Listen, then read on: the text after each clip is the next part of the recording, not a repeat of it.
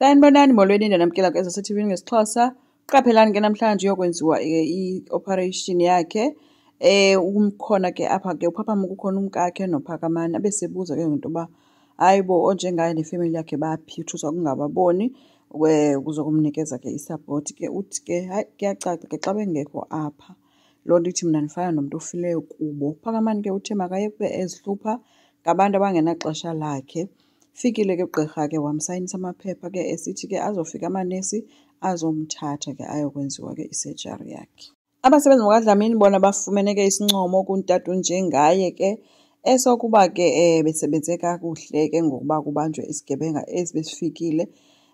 Bonke ke ngulo uthi ndim, ngulo uthi ndenze into ethile mna ize kwenzeke.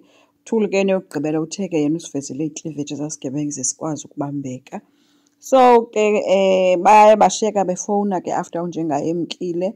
Uthuli ke ufonele iphephandaba ke liye lathi ke li-interested uva esi story sabo lizofika. So ke babhizi ke bathi bazofuneka bezame ii-outfits ezinice for ii-cameras uba bafowutha berayithi ke phaa.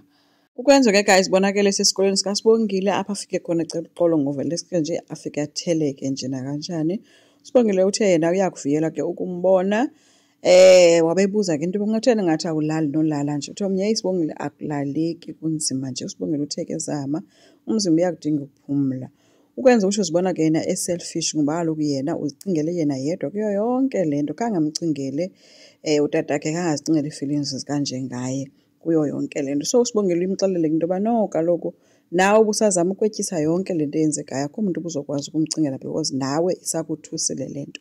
Kwenza uthi ke yena bekumele khange avume uku-entertaina utata uQaphelani. uSibongile ke uthe ukwenza endimaziyo ke mna kangumntu ongenanzondo ongeke futhi azonde umntu oselele kwibhedi yokufa nokuphila njengotata uQaphelani.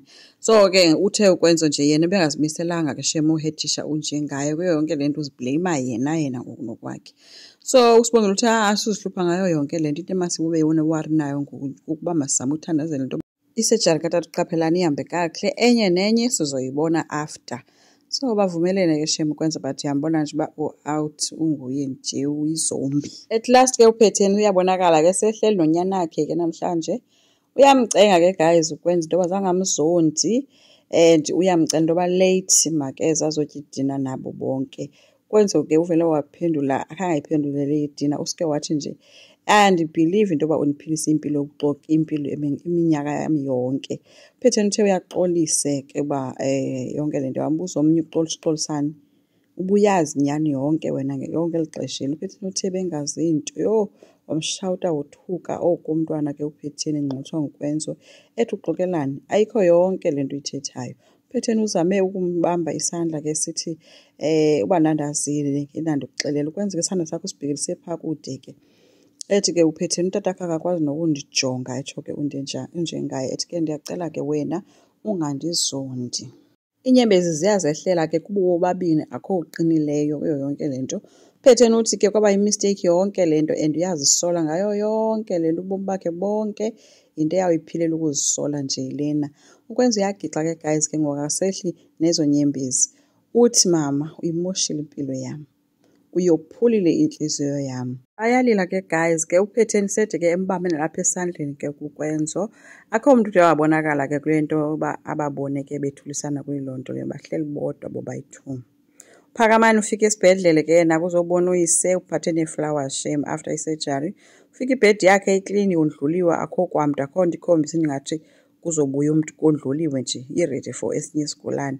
Athi ke xa ithi yaphuma ke kule wodi katatakhe adibana nogqirha abesemxelela ugqirha into yoba hayi utatakhe akalenzanga ixesha khange avuke. Yho aphatheke kakubi uPhakamani abe ngathi akeva abe seyiqinisekisa ke ngoku ugqirha le nto. Hayi uPhakamani wambamba ngezixhanti ke ugqirha embuza uba bungatshongo into yoba utata uredi for ukwenziwa yonke le nto seyirayithi.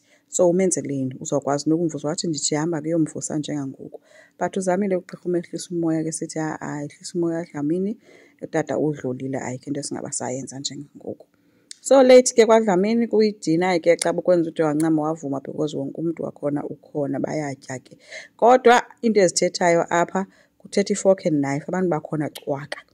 Bakuvakele nje uPhakamani ofikayo engxole sekhwaza sesithi hey ndiyeke caba kukhona umuntu bezama ke ukumbamba or i-security uba makangangeni shuthi ungene ngenkani. Abe sebesothuka bonke ke bejonge kuye ke. Wafika esithi oh niyatya apha kumnandi. Wabe sithi uswelekile ke utata. Njengaye umbuze uba uthini na ngoku ngenxa yokuthuka. Phakamani umbuzile into yoba uyavuya ke ngoku wonwabile. Khange akwazi ke uphendula unjengaye ke yonke loo nto. Asazi ke guys bizomphatha kanjani yonke le nto ukwenzo because kaloku akavumanga ukwenzelwa imbeleko. Utata wakhe becinga into yoba mhlawumbi yeyona nto angayiphilela xa seyide wabenza yonke le nto. But ngokwazi kwam mna ebesevele ezohamba emhlabeni because bemane kufika uyise embiza qha yena esale sithi akavumi akakazuhamba sinento asifuna ukuzenza emhlabeni njengangoku. Asazi ke guys, enkosi ngicela siqhubeke, subscribe, silike, singakhomenta futhi. Bye.